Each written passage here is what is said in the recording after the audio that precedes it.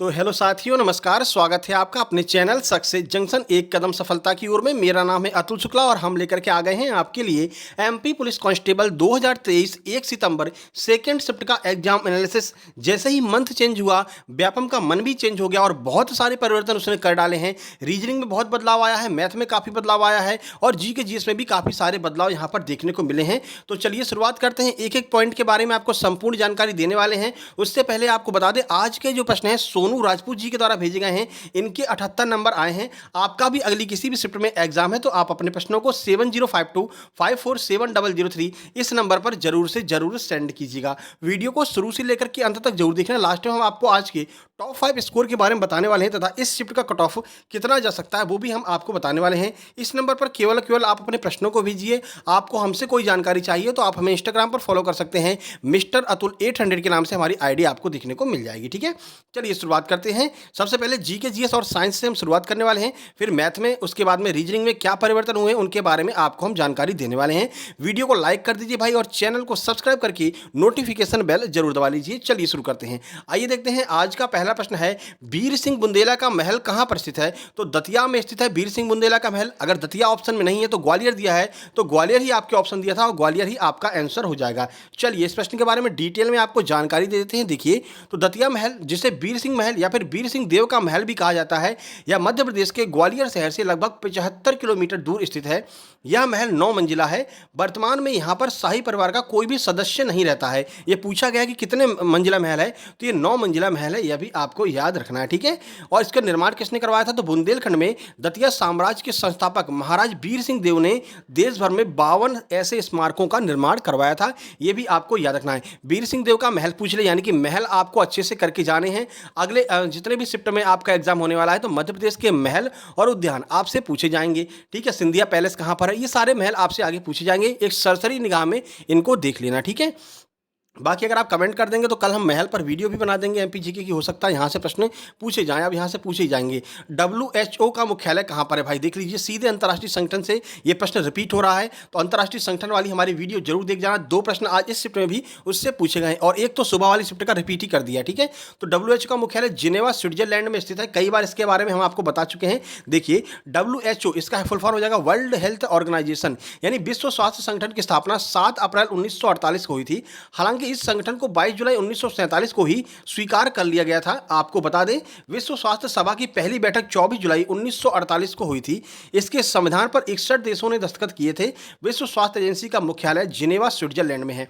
एक प्रश्न आपका अंतर्राष्ट्रीय संगठन से ये आया था WHO वाला, और एक आपका IMF वाला आया था कि IMF की स्थापना किस सम्मेलन के तहत हुई थी? तो ब्रेटन वुड्स सम्मेलन के द्वारा IMF की स्थापना हुई थी। इसके बारे में आज हमने फर्स्ट शिफ्ट में ही आपको बताया था और फर्स्ट शिफ्ट में भी ये प्रश्न पूछ लिया और सेकंड शिफ्ट में भी ये प्रश्न एग्जैक्ट पूछ लिया गया है। तो इसको आपको देख कर जाना। आप एक बार अंतर्राष्ट्रीय संगठन वाली वीडियो जरूर देख करके जाइए, वहां से आपको 2 नंबर तो पक्का मिलने ही वाला। ठीक है, और सुबह वाली वीडियो देख लेना, उसमें हमने IMF और वर्ल्ड बैंक दोनों के बारे में बताया है। ये दोनों प्रश्न सुबह आए थे। अगला है GVA का फुल फॉर्म क्या होता है? तो ग्रॉस वैल्यू एडेड। ये आपका इकोनॉमिक्स का प्रश्न पूछा गया। ये GVA का फुल फॉर्म होता है। देखिए, इसकी पूरी जानकारी आपको देते हैं। तो GVA को ग्रॉस वैल्यू एडेड या फिर सकल मूल्य वर्धित या सकल मूल्य संवर्धन कहा जाता है। ग्रॉस वैल्यू एडेड अर्थशास्त्र में किसी भी क्षेत्र, उद्योग, अर्थव्यवस्था या व्यापारिक क्षेत्र में उत्पादित माल व सेवाओं के मूल्यों की माप है। यानी कि आपने उत्पादन किया है तो उसकी टोटल कॉस्ट कितनी है, वो आपकी ग्रॉस वैल्यू एडेड कहलाती है। ठीक है, चलिए आगे बढ़ते हैं और देखते हैं अगला प्रश्न आज क्या पूछा गया है। उस्ताद अलाउद्दीन खान का संबंध मध्य प्रदेश के किस जिले से है? तो भाई मैहर घराने से ये संबंधित है और मैहर के निवासी थे उस्ताद अलाउद्दीन खान। ठीक है, संतूर बजाया करते थे। देखिए, तो बाबा अलाउद्दीन खान मैहर दरबार के एक भारतीय संगीतकार थे। वर्ष 1918 में उन्होंने अनाथ बच्चों को सांत्वना प्रदान करने के उद्देश्य से मैहर बैंड का गठन किया था। तो मैहर बैंड का गठन किसने किया था? बाबा अलाउद्दीन खान ने। ठीक है, उन्हें देखिए वर्ष 1958 में पद्म भूषण, 1971 में पद्म विभूषण से सम्मानित किया गया था। ठीक है, मैहर बैंड के संस्थापक कौन है? यह प्रश्न पहले पूछा जा चुका है, तो ये भी आपके बाबा अलाउद्दीन खान हो जाएंगे। ठीक है भैया, आगे बढ़ते हैं। अगला प्रश्न है, धुआंधार जलप्रपात कहां पर स्थित है? भाई सिंपल सा प्रश्न है। धुआंधार जलप्रपात जबलपुर में स्थित है। कल आपके लिए एक वीडियो आने वाली, इसमें हम महल कवर करेंगे। ठीक है, और जलप्रपातों को कवर करेंगे, क्योंकि अब यहाँ से एमपी के तीन चार प्रश्न आ रहे हैं जिनमें महल और ये जलप्रपात और कौन सी नदी क्या है ये ज़्यादातर पूछे जा रहे हैं। तो कल वाली वीडियो में सुबह हम इसको कवर करने वाले हैं डिटेल में जानकारी के साथ में। आज सुबह भी हमने एक वीडियो बनाई है भाई, उसको भी आपको देख करके जाना है। ठीक है, चलिए पहले इसकी बात आपको बता देते हैं। देखिए, धुआंधार जलप्रपात जबलपुर ही नहीं बल्कि पूरे मध्य प्रदेश का एक महत्वपूर्ण पर्यटन स्थल है। 10 मीटर की ऊंचाई से गिरने वाले इस प्रपात की छटा अनुपम है।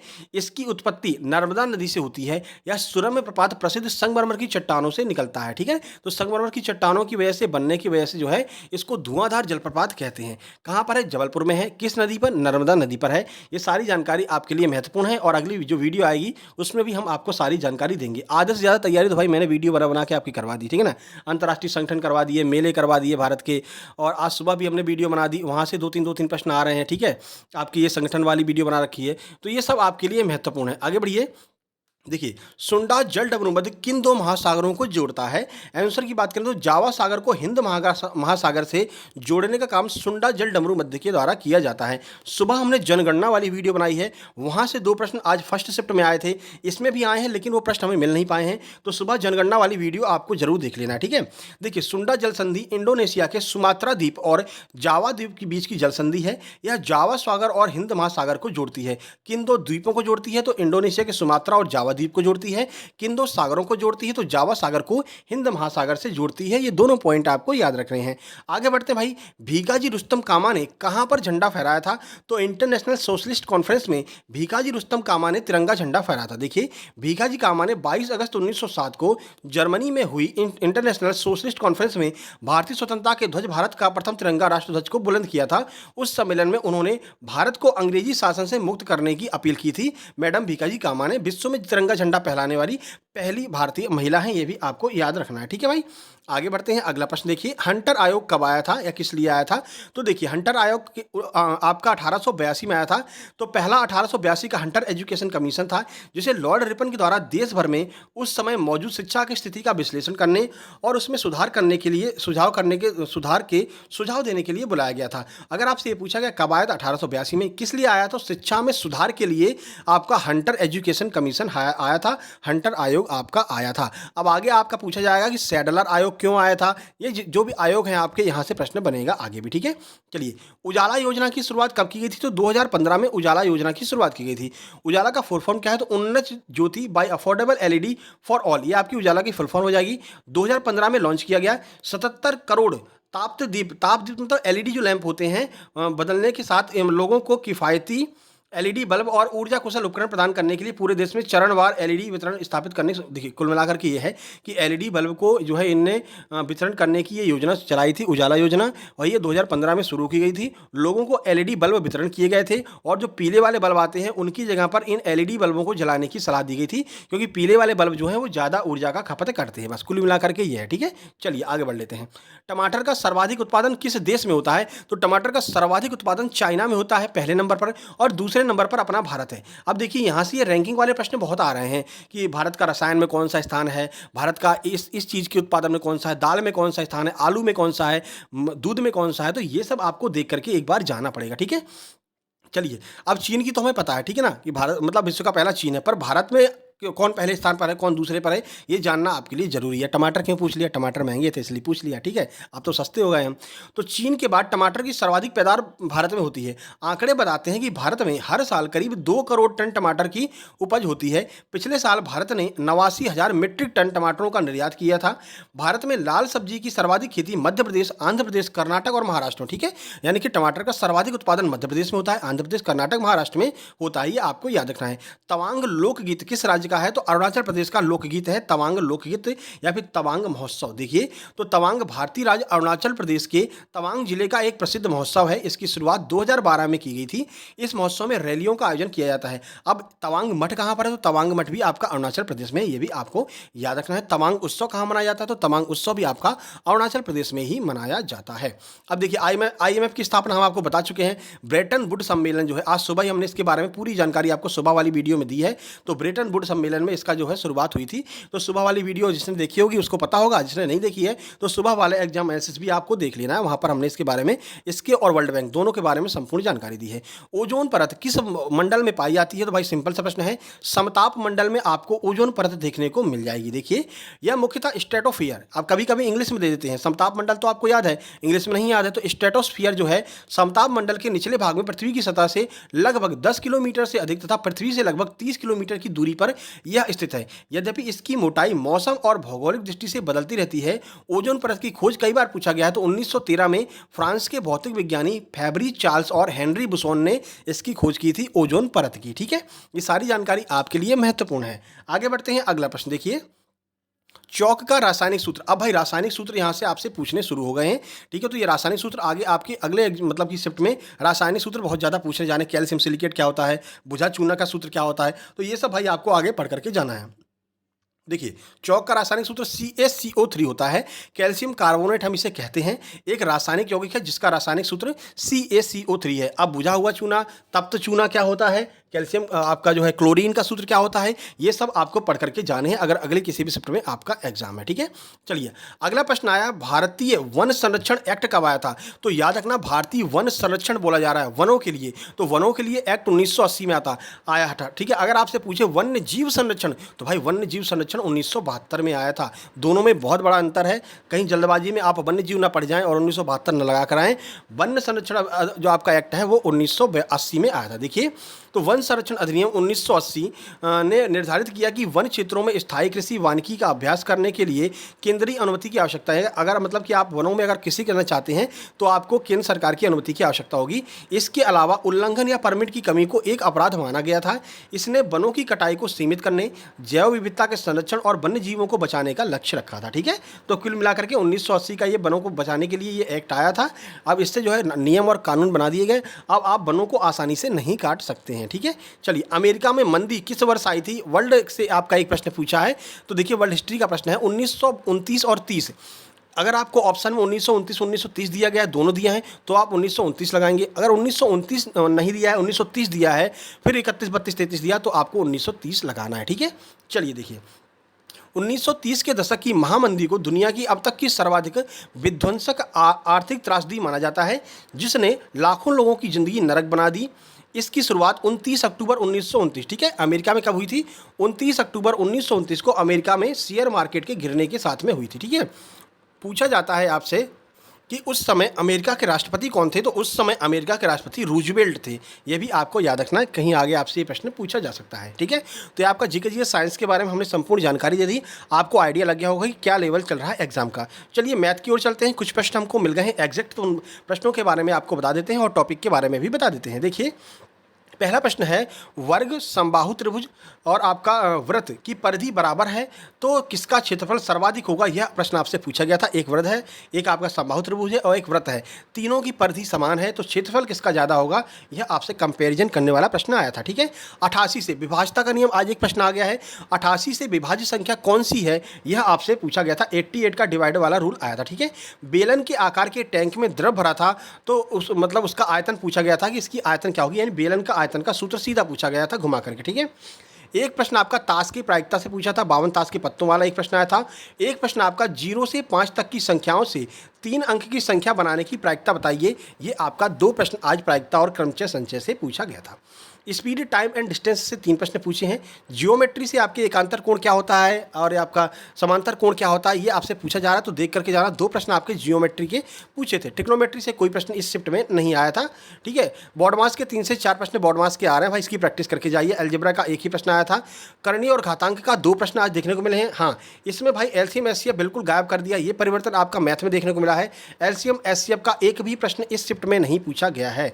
परसेंटेज के 4 प्रश्न, सीआई का सिंपल एक प्रश्न पूछा था और एसआई के बहुत ही सिंपल 4 प्रश्न पूछे थे, जिसमें आपका केवल दर पूछ रहा था, किसी में आपसे मूलधन पूछ रहा था। एक ही सूत्र पर आप पीआरटी अपॉन 100 से भी इसको कर सकते थे। ठीक है, चलिए टाइम एंड वर्क का 2 प्रश्न पूछा गया है सुबह वाली शिफ्ट में भी, और इस शिफ्ट में भी टाइम एंड वर्क का 2 प्रश्न आया। कल शाम वाली शिफ्ट में भी टाइम एंड वर्क का 2 प्रश्न आया था, यानी कि टाइम एंड वर्क अब आने लगा है, आगे इन प्रश्नों की संख्या बढ़ेगी। प्रॉफिट लॉस का 3 प्रश्न था, जिसमें डिस्काउंट भी आपसे पूछा गया था। ठीक है, चलिए सिंप्लीफिकेशन के 2 प्रश्न हैं, मिक्सचर एलिगेशन के लगभग 2 से 3 प्रश्न, एक प्रश्न आपका एज का पूछा था, मेंसुरेशन का एक प्रश्न बेलन वाला पूछा था, हमने ऊपर आपको बता ही दिया है, एवरेज का एक प्रश्न और रेशियो से भी आपके 2 से 3 प्रश्न हैं जो आयु में इंक्लूड करके आपसे पूछे जा रहे हैं।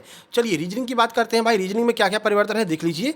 कैलेंडर का एक ही प्रश्न आया था जिसमें कि 22 तारीख को शुक्रवार है, तो 4 दिन बाद कौन सा दिन होगा, कमेंट बॉक्स में आपको कमेंट करके इसका आंसर भी बताना है, ठीक है। घड़ी से कोई प्रश्न नहीं आया है, तो क्या चाह रहा है भाई, सुबह घड़ी आई थी, कैलेंडर नहीं आया था, इस शिफ्ट में आपका कैलेंडर आया है, घड़ी नहीं आई है, यानी कि कुछ तो गड़बड़ झोला चल रहा है, ठीक है ना। अब देखते हैं कल सुबह क्या मतलब देखने को मिलता है, ठीक है।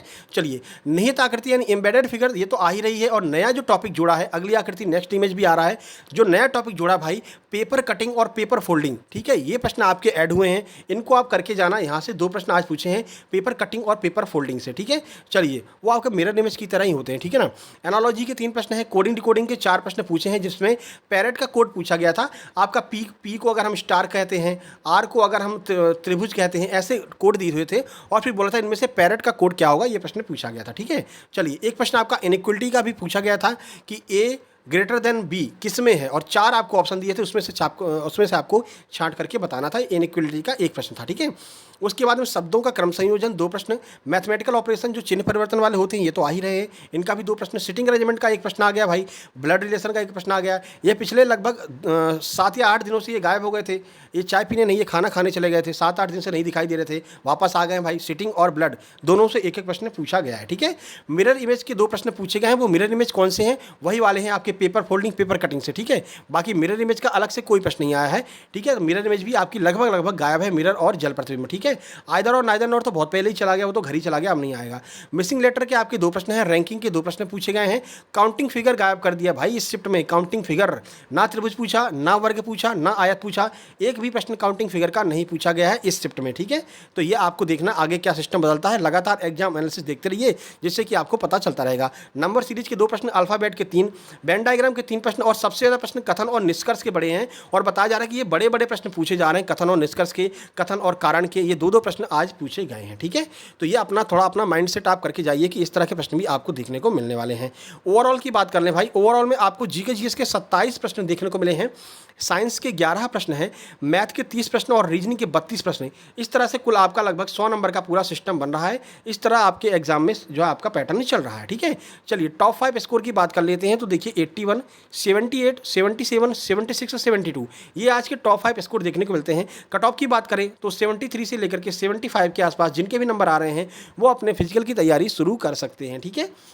बाकी फिजिकल कब होगा, क्या कैसे होगा, कब आपका एडमिट कार्ड आएगा, वो सारी जानकारी हम आपको लगातार अपडेट करते रहेंगे, इसलिए चैनल को सब्सक्राइब कर लेना। जब तक आपकी ज्वाइनिंग नहीं हो जाती तब तक हम लगातार आपको अपडेट करते रहेंगे, ठीक है। बाकी अब सजेशन की बात करें तो भाई अल्फाबेट अच्छे से पढ़कर जाइए, वर्ल्ड हिस्ट्री देख लेना, आज देखिए 1829 वाला पूछ लिया, ठीक है। पादप जगत के वीडियो से प्रश्न आ रहे हैं, आज पता नहीं चल पाया कौन से पूछे, पर 2 प्रश्न आए थे। काउंटिंग फिगर आप मत पढ़िए भाई, गायब हो चुका है, ठीक है। मिरर इमेज में आपको पेपर कटिंग पेपर फोल्डिंग पढ़ लेना है। जनगणना वाली वीडियो जरूर देख लेना, आज सुबह 2 से 3 प्रश्न आए थे, इस शिफ्ट में 1 प्रश्न आया है पर पता नहीं चल पाया, इसलिए जनगणना देख करके जाना है, आगे प्रश्न यहाँ से बनेंगे। इकोनॉमिक्स देख लेना, करंट अफेयर थोड़ा सा बहुत आपको देख करके जाना है। अब कल आपके लिए हम महल की वीडियो लेकर के आ रहे हैं, ठीक है, और जलप्रपात, यहाँ से 1-1, 2-2 प्रश्न डेली पूछे जा रहे हैं, और आगे इनकी संख्या बढ़ेगी क्योंकि लास्ट में आपके लिए एमपीजीके को बचा कर रखा है, तो एमपीजीके आपको अच्छे से पढ़ करके जाना है। ऑलरेडी मेले के ऊपर हम एमपीजीके में वीडियो बना चुके हैं, और आपका लोक नृत्य बना चुके हैं, नदियाँ बना चुके हैं, ये सारे तो हम आपको बना ही चुके हैं, ठीक है। सारे वीडियो बना चुके हैं भाई, आधे से ज़्यादा आपकी तैयारी हमने लगभग 70% तैयारी आपकी हमने इसी बीच करवा दी। और जिन लोगों ने लगातार एग्जाम एनालिसिस देखा है या लगातार हमारी वीडियो देखी जो हम एक्स्ट्रा बनाते हैं, उन लोगों को बहुत फायदा हुआ, 10 से 12 नंबर तक का फायदा हुआ है। जो लोग कहीं 70 पर टकरा थे वो आज 82-80 नंबर लेकर के आए हैं। इस शिफ्ट में आपको देखने को मिल जाएगा, लोग कमेंट करेंगे जो लोग भी हमसे लगातार जुड़े होंगे, ठीक है ना। और कल तो हमने आपको स्क्रीनशॉट दिखा भी दिया था। चलिए ये हमारा टेलीग्राम चैनल है, आज इस पर हम सारी पीडीएफ डाल देंगे, परेशान मत होइए, अभी हम डाल देंगे, ठीक है। उसके बाद study material, free of cost study material provide कराते हैं हम अपने सक्सेस जंक्शन लाइव चैनल में, दोनों की लिंक डिस्क्रिप्शन बॉक्स में दी गई है। यहाँ पर आपको राकेश यादव सर की किताब मिल जाएगी, आदित्य पटेल सर की किताब, नीतू मैम की किताब, एमपीएसआई के लिए इंग्लिश की किताब मिल जाएगी, आबकारी, पटवारी और वन रक्षक तीनों के पेपर एक साथ में मिल जाएंगे। डॉक्यूमेंट सेक्शन में है भाई, जो लोगों को नहीं मिलते हैं डॉक्यूमेंट सेक्शन में जाकर के सर्च कर लीजिए, तीनों पेपर एक साथ आपको मिल जाएंगे, ठीक है। और बहुत सारी आपको किरण की काफ़ी किताबें यहाँ पर किरण प्रकाश की मिल जाएंगी, हिंदी किताब मिल जाएगी। तो ये सब आप फ्री में डाउनलोड कर सकते हैं यहाँ पर जाकर के, लिंक डिस्क्रिप्शन बॉक्स में दी गई है। लिंक से नहीं पहुंचे तो आप टेलीग्राम पर सर्च कर लेना, सक्सेस जंक्शन लाइव मिल जाएगा आपको। डिस्कस ग्रुप है, आप भी अपने कोई भी सवाल यहाँ पर पूछ सकते हैं। लेकिन ये सुविधा केवल सक्सेस जंक्शन के सब्सक्राइबर्स के लिए है, तो चैनल को सब्सक्राइब कर लीजिए, इस वीडियो को लाइक कर दीजिए, कमेंट बॉक्स में कमेंट करके बता दीजिए वीडियो आपको कैसी लग रही है। और जो प्रश्न हमने आपसे पूछा है कैलेंडर वाला, उसका आंसर हो जाए तो आंसर कमेंट बॉक्स में कमेंट कर देना, शेयर कर देना अपने सभी मित्रों के पास में। कम समय में अच्छा खासा एग्जाम एनालिसिस देखने के लिए और नई नई वीडियो हम आपके लिए डेली सुबह लेकर के आते हैं, 7:30-8 बजे हम उसको अपलोड कर देते हैं। कल आपका देखिए हो सकता है कि कल आपका जलप्रपात और आपका एमपीजीके में जलप्रपात और ये महल वाली वीडियो कल हम आपके लिए लेकर के आ सकते हैं, ठीक है, क्योंकि ये प्रश्न तो अब आगे बनने ही वाले हैं, ठीक है। तो मिलते हैं कल सुबह महल वाली वीडियो में, और तब तक के लिए नमस्कार, धन्यवाद। कल 2 शिफ्ट में आपका एग्जाम है और दोनों शिफ्ट का हम एग्जाम एनालिसिस करवाने वाले हैं, ठीक है। तब तक के लिए नमस्कार, धन्यवाद। शेयर और लाइक जरूर कर देना।